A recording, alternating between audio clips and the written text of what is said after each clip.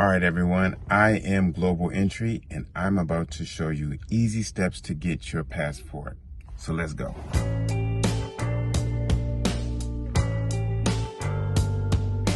What I'm doing is I'm going to the post office. And at the post office, you can get your passport application. If you're in the United States, any post office will do. Some places actually have it where you can just pick up the application without having even to go to the counter. So that's it, guys. So all the information that you need is right in here. Fill it out. But now for the next step after you get your application. The second step to getting your passport. You need passport pictures. You need 2 of them, and they need to be 2 inches by 2 inches. Places you can go to get them are CVS, Walgreens, and I just found out Staples does it. So I did it for you guys today, and here you are. Now it's 2 pictures. The other one is behind it. The price at Staples, and I'm in the DC area, is $17.99. Now, my experience is that CVS and Walgreens are less expensive. You also have the option of AAA for those that have AAA. There's a discount if you want to do your passport pictures there. And for those who have a home computer that's connected to a printer, you can download the application. Now, there's still more pro tips to come. I'm going to show you how to go online and download your passport application. All right. So I already initiated the process, but I'm going to start over. You're going to put in print passport application. Then you're going to go to U.S. Department of State, and then you're going to click on Form DS-11. And then this is now available at, and you're going to just click that. And there's your passport application, guys.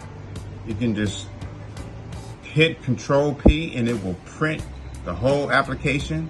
It's just going to fill this part out right here.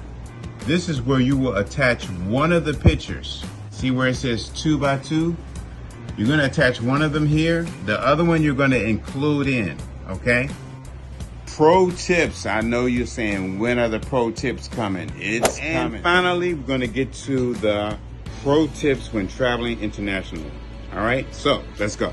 You're going to Google travel.state.gov, and it's travel.state.gov. And we're going to click here. And we're going to pull up the travel.state.gov page for U.S. Department of State. And we're going to do international travel, right? So I'm going to pull up learn about your destination. This is on the right side of this page. And I'm just going to put in Nigeria.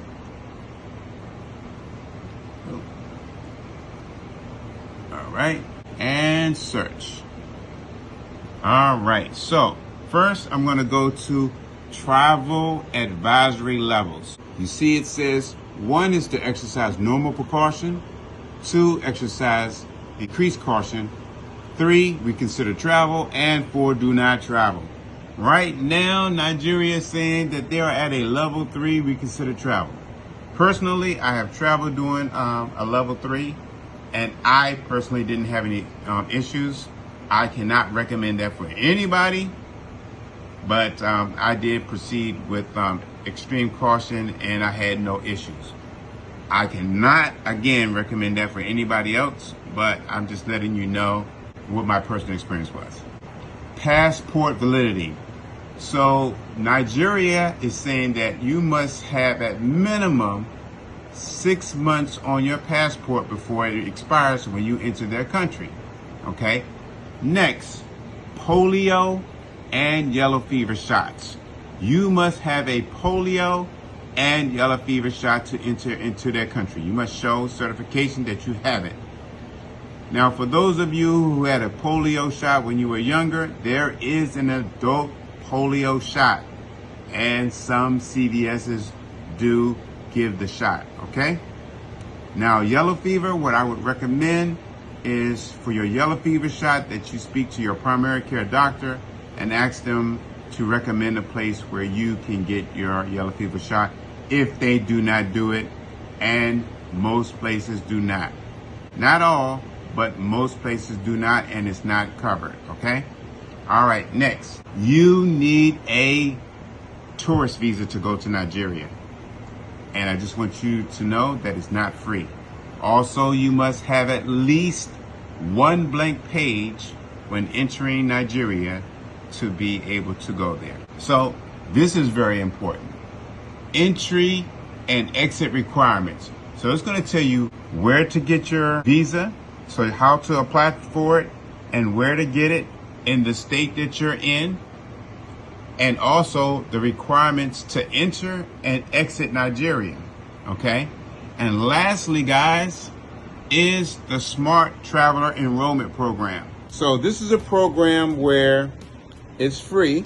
You create an account and let the U.S. Embassy know when you're traveling, what date you're going to arrive in that country, and what date you're going to leave that country, and potentially what country you may be connecting through. If there's an issue where it's an alert and concern for U.S. citizens' safety, they will send you an email or text message notification alerting you that there is potential concern for your safety and what steps you need to do. I have never had this issue except for once. And fortunately, because of the alert, I was able to prepare for it, and it was a benefit for me. It may never happen to you, but it doesn't hurt and it doesn't cost anything to sign up for the STEP program. And now for the last two steps for what you need to get your passport. You need your original birth certificate. It must have the embossed seal and it must be the long form. Some of you may not be able to put your hands on your birth certificate.